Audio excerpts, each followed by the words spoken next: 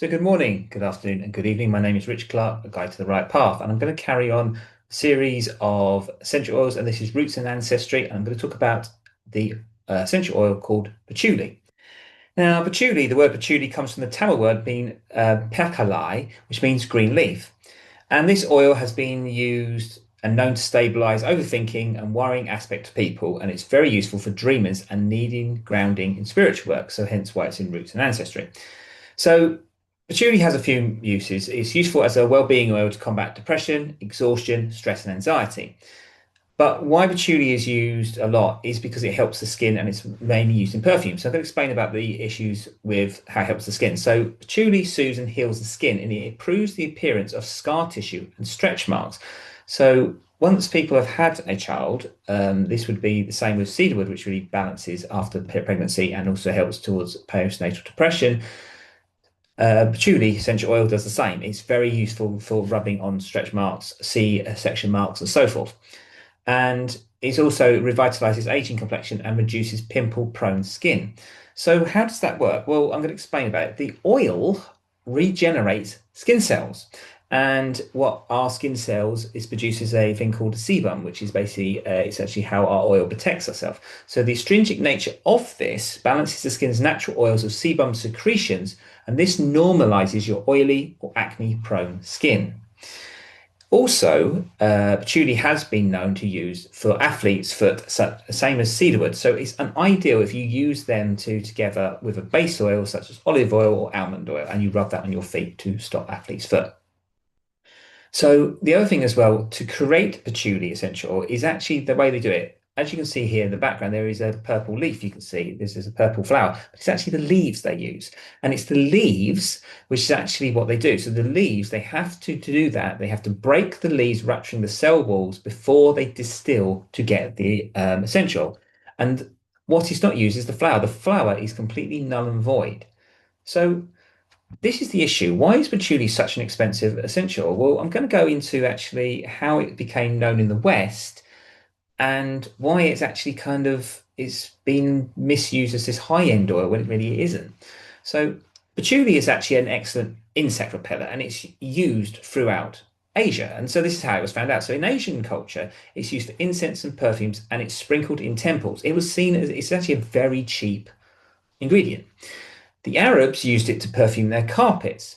Indians used it for textiles within they rub it within all their fabrics they use when they sell. And the Chinese used it as an ink for their scrolls.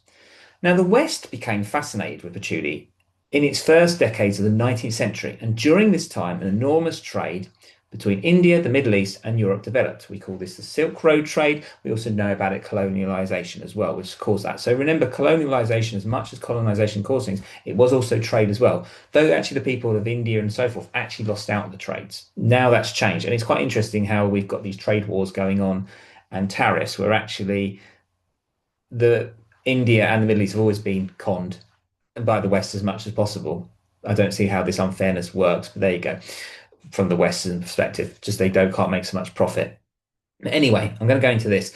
So what happened in the 19th century? Many goods came from the East, which was carpets, fabrics, clothes, and woven accessories. And many of these had layers of crushed or grounded patchouli liberally sprinkled among them because patchouli leaves were cheap. So they were sprinkled on them. And people thought, oh, that's a nice smell. So patchouli in Asia is a cheap herb. It was purely used for commercial purposes to stop moths, insects ruining these fabrics. It was not a high-end scent. It was used to stop moths and everything destroying clothes while they were traveling by ship. So Asia learned that to sell any fabrics or garments, they needed the scent of patchouli to sell. So by accident, it became a recommended scent. So when people go, oh, patchouli is such a high-end oil, it's actually in Asia, it's not seen as that. It's seen as very cheap. In India, it'd be seen as cheap as neem or common as neem. Or in the Middle East, we think oud oil is actually expensive, whereas actually oud oil is a higher quality, but patchouli isn't. It's very cheap. So the other history of patchouli is the signature scent was for the hippies, and it was to mask the tarry odor of marijuana. So the scent was overused, cheap, but the sociology and psychology behind it reminds us of the 60s flower power era, a time of the time of the idea of revolution, the time of women's liberation, and so forth. So again, it's always associated what does a scent recommend? What does it represent? So a certain scent of something, patchouli, can be you smell that and it goes, oh, it reminds me of this. Patchouli does remind me a lot of Asia. When my clothes I ever bought from India when I lived there, is you can smell that sort of patchouli smell. It's quite knowing. But neem is so cheap. Like you can get neem oil cheap as anything. In the West, it's expensive, and the Indians find it quite funny. So in TCM and other Asian cultures, it has been used to treat colds, headaches, nausea, and more. It is actually a very common use to actually help people in medical reasons. But in the West, it's been used in high-end perfumes, whereas in Asia, it's just seen as medicinal and common. So I'm going to give you a nice little clue here of how you could create a perfume that's easy and cheaper than you think. So when you actually hear about different patchouli in essential in perfumes, you hear about these £135 Tom Ford perfumes or the French perfume houses use these and they're like very expensive. You can't get much things if it's got patchouli as its main ingredient. It's usually in the £100 mark and more. So I'm going to give you actually an ingredient and actually a recipe here, which is very plain, very cheap, and you would be getting the same quality. So imagine you get vodka, plain vodka, and get 50 mils of it. So 50 mils is not a lot, but you say even probably more than that. You could have, because perfume's usually 50 mil or 100 mil, right? So 50 mil of plain vodka. If you add 10 drops of patchouli, which is the grounded node or note in the essential oils in the blend, 10 drops of rose, absolute. Now, absolute rose is probably very expensive. So again, you probably may have to reduce that down because it's kind of one of the most expensive essential oils because of the process. And if you use then 5 drops of neroli, which is the high note, or you could then, if you want to go a bit higher to get more like high end, you'd use jasmine because jasmine and rose are about the same prices. They're quite expensive. It'd be over rich, but it would work very highly recommended. So this would be good, or even better than most perfumes that high-end people buy. And if you're the essential oils, if you source correctly and you know how to do this, I would recommend Mills Yard Remedies or Perfect Potion from Australia.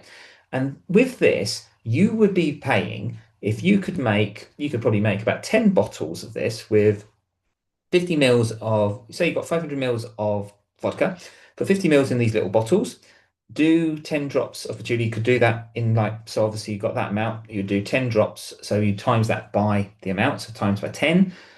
Drops of rose times by 10, 5 drops of neroli times by 10, and jasmine, I would probably say 2, because jasmine is quite expensive, but it's also, you don't need too much of it because it's quite over scented. If you did that, created that 10 bottles of perfume, would probably cost you less to make than a quarter of a bottle of buying a high-end perfume. So why is patchouli so highly recommended? I don't understand, because though it's a good scent, it really is being overcharged because actually in Asia it's so common to make. So what it tells you is that the French perfume houses and the perfume houses are making a lot of money out of it and they're using the profit and actually not giving the profits to Asia. They're using it as a high-end actual essential oil when actually it's not. So anyway, as of next week, I will be talking about the next essential oils, and I'm going to talk more about the spiritual context of essential oils. So, and I'm only going to be doing them on Sunday from now on, not Friday, Saturday, Sunday. Friday, I'm going to go back to fears and phobias and also a topic was relevant. So until then, but if you are interested in knowing about essential oils or blends or you want any help with that, please do not hesitate to email me at info@richclark.net. I will also be setting up, I'm going to find out a certification and I'm actually going to be teaching essential oil qualifications and aromatherapy soon. So once I do that, if you are interested, please email me. I'll put you on a mailing list and then we can do a course. And I won't be charging much for this course. I really want high-end quality people, but you will have to pass a high-end exam. You'll have to get 90% because you're going to have to know a lot. And that's going to be a lot of research you're going to have to know, and you have to be very equipped to know because it's very much about safety with essentials that you don't overindulge people with over scent. So anyway, until then, I shall speak to you soon.